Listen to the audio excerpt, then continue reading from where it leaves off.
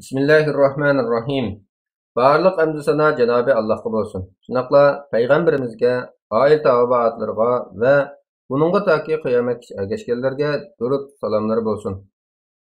Qorsaqdakı bala 4 aylıq bolğandan keyin can kirgizilib, toluq insan şəkildə muayyenləşib bolğaçqa hər qandaq bir səbəb bilan onu çürütüşkə bolmaydı. Çünki bu bir canğa tajavuz qilish, Allah Taala öldürüşni haram qılğan canni öldürüşdən ibarət ağır cinayet. Barlıq alimlar qarşıda haram iş. Buningda ko'z qarash o'xshamaslik yo'qdir. Texi kuchli qarashda 4 oydan burun tushirishmi haram. Hamilini tushirishga sabab bo'lgan kishiga to'lam to'lash keladi. Buningda sabab bo'lg'uchi ona bo'lsin, yoki ota bo'lsin, yoki doktor bo'lsin va yoki boshqa birisi bo'lsin, qasddan bo'lsin yoki qasddan bo'lmasin, hammasi o'xshash. Çürütüşki sebep bolsalar pul haqqı, yani diyet töleş vacip boludu. Bununla belgilengen diyet hadiste bir qul deb belgilengen. Ebu Seleme Ebu Hureyre radıyallahu anhu'dan rivayet kılıdı ki, Uzeyl kabilesinden 2 ayal biri-biri bilan urushib qilib, biri yana bir amildar ayalning qo'rsiqiga tosh etib, qo'rsiqdagi bolasini o'ldirib qo'ygan. Ular Rasulullah sallallahu aleyhi ve sellem'nin huzuriga davolashib kelganda, qo'rsiqdagi bolasining xun haqqini o'g'il bo'lsin yoki qiz bo'lsin bir qul deb hukm qildi. Buningga belgilangan diyetni pulga sundirganda, her kishining diyetining 5% qismiga barobar keladi. Ya'ni 20 dan biridir. Masalan, bir insonga 100 tüge can to'lim keladigan bo'lg'achqa, homiliga 5 tüge keladi. Bozorda 5 tüge qancha pul bo'lsa, shuncha pul to'lam keladi. Tüge bakmaydigan rayonlarda oltin bilan o'lchaymiz. Bir er kishining xun haqqi sap oltindan 1000 tilla bo'lib, bu 4,250 gramga to'g'ri keladi. Bunun 5%'i 50 tilla bo'ladi. Bir tilla 4,125 gramga barobar. Demak, to'ralmaning to'limi 212,5 gram oltin bo'ladi. Yoki mushu oltinning bozordagi bahosi bo'yicha qog'oz pulga sundiriladi. 1 gram oltin bugungi bahoda 330 so'm bo'lsa, to'lamni so'm bo'yicha hisoblasak, qo'rsoqdagi bolaning to'limi 70 ming so'm atrofida bo'ladi. Bu oltinning bahosining o'zgarishiga qarab yuqori yoki tövərək bo'lishi mumkin. Bu to'lamni kimlar to'laydi? Bu to'lamni homilni tushirishga bevosita qo'l solganlar yoki sabab bo'lganlar to'laydi. Masalan, homildor ayol o'zi qo'rsiqdagi bolani tushirsa, bu ayol to'lamni yolg'iz to'laydi. Lekin bu to'lamdan miros ololmaydi. To'ralmani otasi tushirayotgan bo'lsa-mu, shundoq. Agar bir qancha kishi hamkorlashib tushirayotgan bo'lsa, to'lam bularning hammasiga chechiladi.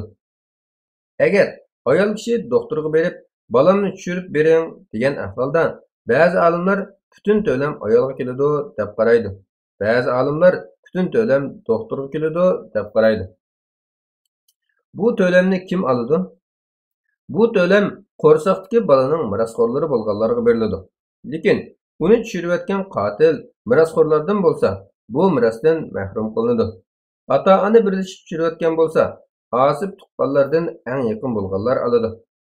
Agar otasining otasi bo'lsa, butun mirosni oladi. Agar otasining otasi bilan billa otasining yoki onasining onalari, ya'ni cho'ng onalari bo'lsa, otasining otasi bilan billa o'zaro shar'iy bo'lishadi.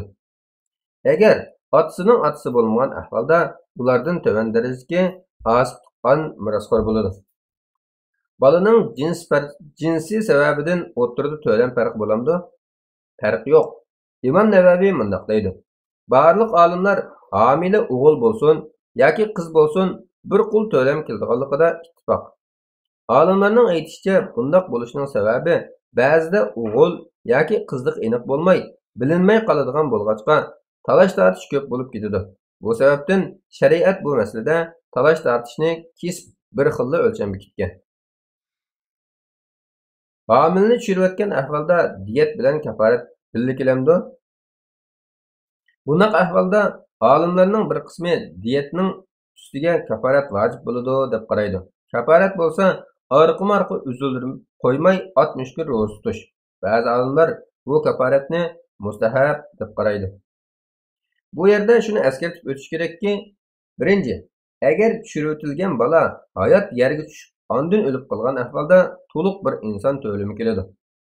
Ikkinchi, to'ralma zinodan yoki bosqinchilikdan bo'lgan taqdirdami 4 oydan keyin tushiritish o'xshash harom bo'ladi. To'lanma keladi.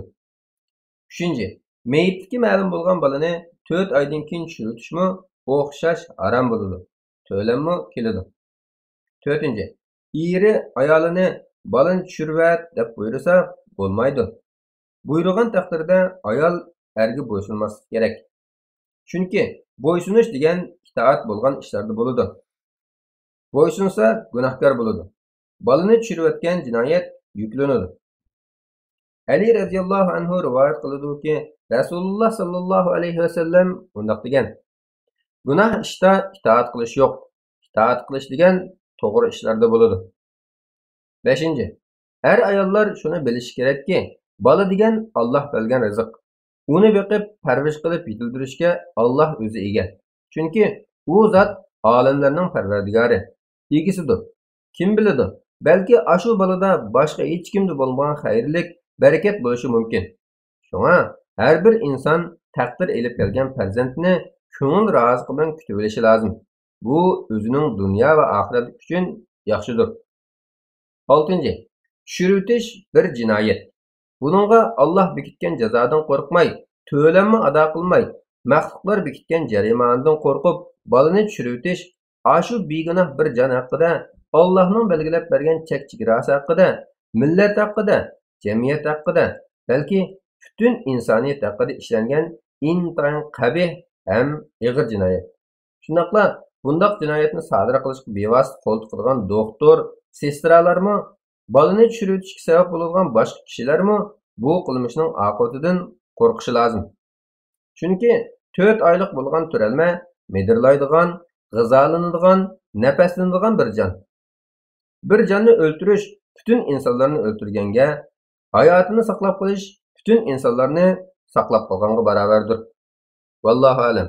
Fatvoda doktor Abdulaziz rahmatulloh